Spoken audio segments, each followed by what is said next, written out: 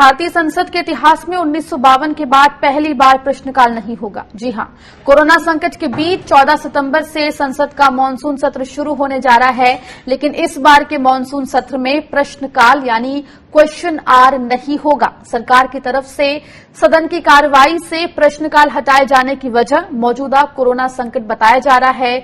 सरकार की दलील है कि प्रश्नकाल के लिए बड़ी संख्या में अधिकारी मंत्रियों को सवाल से जुड़ी जानकारियां देने के लिए संसद आते हैं। कोरोना संकट में संसद में लोगों की मौजूदगी कम रखने के लिए ये कदम उठाया गया है। जैसे हमने आपको बताया कि देश के संसदीय इतिहास में ऐसा पहली बार हो रहा है जब संसद की कार्यवाही में प्रश्नकाल को जगह नहीं मिली है। संसद की कार्यवाही शुरू होते ही सुबह 11 बजे पहले घंटे में प्रश्नकाल होता है। इस दौरान विपक्षी दल सरकार से सवाल पूछता है, सरकार की से जवाब मांगा जाता है। टीएमसी समेत कई दलों ने प्रश्नकाल नहीं रखने को लेकर सवाल उठाए हैं। टीएमसी सांसद डेरेक ओब्रायन ने मोदी सरकार को घेरते हुए कहा कि जब संसद के बाकी कामकाज के घंटे पहले की तरह ही समान है तो प्रश्नकाल को क्यों रद्द किया गया है। ब्रायन ने आरोप लगाया है कि महामारी का बहाना करके लोकतंत्र की हत्या की जा रही है। आपको यहां पर यह भी बता दें कि कोरोना संकट को देखते हुए संसद की कार्यवाही में मानसून सत्र में कई बड़े बदलाव किए गए हैं। प्रश्नकाल को रद्द किया गया है, हालांकि शून्यकाल बना रहेगा। शनिवार और रविवार छुट्टी नहीं होगी। संसद का मानसून सत्र 14 सितंबर से 1 अक्टूबर तक चलेगा और कुल 18 बैठक होगी इनमें। हमारे साथ बात करने के लिए कांग्रेस प्रवक्ता सुरेंद्र राजपूत जी जुड़ गए हैं। सुरेंद्र जी, तो पहली बार भारत की संसद के इतिहास में ऐसा होने जा रहा है कि प्रश्नकाल नहीं रखा जा रहा है। हालांकि कोरोना संकट का हवाला सरकार दे रही है। कितना आपको लगता है कि ये पूरा मामला क्या है, क्या बोलेंगे आप इस पर? देखिए आकांक्षा, प्रश्नकाल मूल रूप से कोरोना काल के बहाने प्रश्नों से भागने का एक तरीका है ये सरकार का। आप स्वयं भी मानेंगे इस बात को कि कोरोना काल में तो प्रश्न बड़े हो जाते हैं। जहां कमियां हैं सांसद और संसद किस लिए बनी है? आम आदमी की समस्याओं को उठाने के लिए, और आम आदमी की समस्या बगैर किसी नोटिस के प्रश्नकाल में उठाई जा सकती है।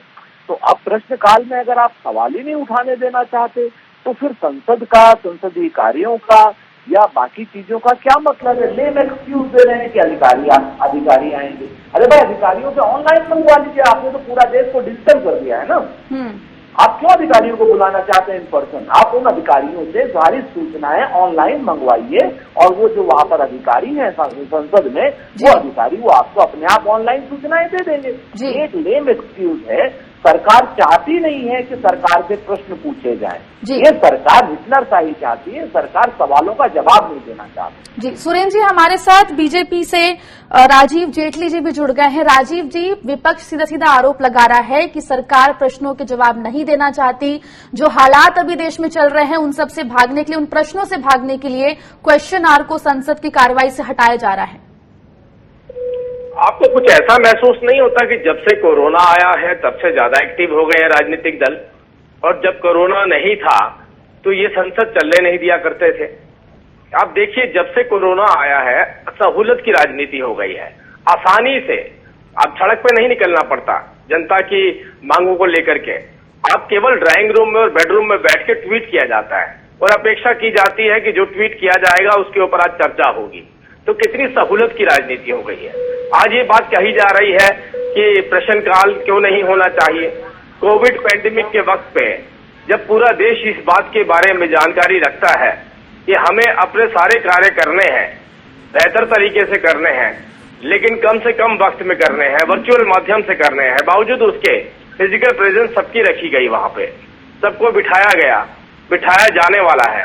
तो ऐसे में ये प्रश्न उठाना ये अपने आप में लगता है कि कोरोना के वक्त पे अगर किसी को कोई खुशी महसूस हो रही है तो मुझे लगता है राजीव जी, लेकिन यहाँ पर बड़ा सवाल ये भी है कि जब शून्यकाल हो सकता है तो प्रश्नकाल क्यों नहीं हो सकता? आखिर सवाल पूछने हैं विपक्ष को अगर, तो वो एक सेगमेंट हटाने की आखिर क्यों जरूरत पड़ रही है सरकार को? सवाल आपको पता है कि पूछने वाले कौन लोग हैं? सवाल पूछने वाले ट्वीट के माध्यम से सवाल पूछ लेते हैं, वो ट्वीट करते हैं। उन्हें सवाल पूछने के लिए किसी मंच की जरूरत नहीं है। और किस तरीके के सवाल पूछे गए हैं वो आपने देखे हैं। हमारी सरहदों की बात कीजिए तो क्या सवाल पूछे गए हैं। राजीव जी, लेकिन संसद में जाके सवाल पूछना और ट्विटर पे सवाल पूछने में काफी फर्क होता है। संसद में जब सवाल पूछे जाते हैं, जब सरकार अकाउंटेबल होती है उनका जवाब देने को लेकर। तो आप ये देखिए, यही राजनीतिक दल हैं जो जेईटी एग्जाम की खिलाफत कर रहे थे कि वो नहीं होने चाहिए, जिसमें एक वर्ष शून्य वर्ष चला जाता उन बच्चों के लिए, उनके भविष्य के साथ तो खिलवाड़ करने के लिए तैयार थे। और आज बताइए, दो ड्यूल स्टैंडर्ड कैसे अपनाए हैं, डबल स्टैंडर्ड कैसे अपना रहे हैं। आज ये कह रहे हैं कि हमें तो सवाल पूछने का मौका दीजिए, लेकिन जो बच्चे हैं उनको एग्जाम मत देने दीजिए। जी तो राजीव जी, हमारे साथ कांग्रेस से सुरेंद्र राजपूत जी भी जुड़े हुए। सुरेंद्र जी, तो यहाँ पर राजीव जी कह रहे हैं कि प्रश्न तो ट्विटर के माध्यम से भी पूछे जा सकते हैं, तो संसद में पूछने की क्या जरूरत है? आप क्या बोलेंगे इस पर? राजीव भाई मूल रूप से अपनी शासन और सत्ता को और भाजपा की परेशानियों को बचाने के लिए हास्यास्पद तर्क दे रहे हैं। अच्छे इंसान हैं, जानते हैं कि ये क्या बोलना है इनको, लेकिन इतना एब्सर्ड बोल रहे हैं, समझ से बाहर की बात है।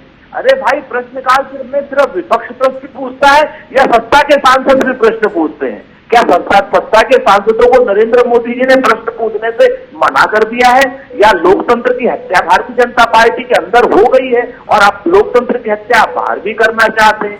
आप कहते हैं ट्विटर से प्रश्न हो रहे हैं, कैसे हो रहे हैं, क्या हो रहे हैं। ये लोकतंत्र की खूबसूरती है कि विरोध की आवाज भी आनी चाहिए और सत्ता की आवाज भी आनी चाहिए, और सत्ताधारी जो सांसद है अपने क्षेत्र की आवाज नहीं उठाएंगे। सबसे ज्यादा तो आपके पास 340 से ज्यादा तो सदस्य जो है वो भारतीय जनता पार्टी समर्थित एनडीए के हैं, 303 भारतीय जनता पार्टी के। आपने अपने यहाँ पर लोकतंत्र की हत्या करने का क्या फैसला कर लिया है, और उसके बाद प्रतिपक्ष के नाम पर कर रहे हैं आप। सच बात यह है कि राजीव जी की पार्टी लोकतंत्र में प्रश्नों की जगह नहीं रखने देना चाहती है। वो चाहती है कि विधायी कार्य हो जाए, पैसा इनके हाथ में आ जाए, पैसे की जितनी भी वो है योजनाएं हैं 18 बैठकों में वो सारी पास हो जाए, क्योंकि इनके पास बहुमत है। बहुमत के बल के नाम पर जी सुरेंद्र जी, तो यहाँ पर आपका सीधा आरोप यही है कि जो बीजेपी और केंद्र की सरकार है वो लोकतंत्र की हत्या यहाँ पर करने की कोशिश कर रही है। राजीव जी, सीधा आरोप यहाँ पर सुरेंद्र राजपूत जो है वो लगा रहे हैं कि लोकतंत्र की हत्या का एक ये तरीका अपनाया जा रहा है बीजेपी की तरफ से। देखिए, मैंने बड़ा लंबा सुना, इन्होंने कहा कि ये अपने ही मंत्रियों को या अपने सांसदों को प्रश्न नहीं पूछने देना चाहते हैं। ये परंपरा हमारी नहीं है। हम तो कहते हैं कि प्रश्न पूछे जाने चाहिए। क्यों नहीं पूछे जाने चाहिए? आवाज दबाने का सिलसिला या आवाज दबाने की परंपरा हमने राजस्थान में भी देखी और मध्य प्रदेश में भी देखी।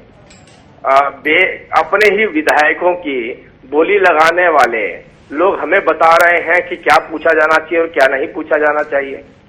आज वो विधायक जो राजस्थान के हैं कैसे ह्यूमिलेट होके, बेइज्जत होके पार्टी में रह रहे हैं। राजीव जी, लेकिन यहाँ पर राजस्थान के विधायकों का नहीं, संसद में जो कार्रवाई लोकतंत्र की बात हटाया गया है उसकी बात चल रही थी। मैं राजनीतिक पार्टियों के लोकतंत्र की बात कर रहा हूँ कि उनकी सोचिए, जिनकी कीमत लगाई गई कि ये 25 करोड़ रुपए में बिके हैं, वो विधायक कांग्रेस पार्टी के अंदर है, उसी मुख्यमंत्री के अंदर काम कर रहे हैं।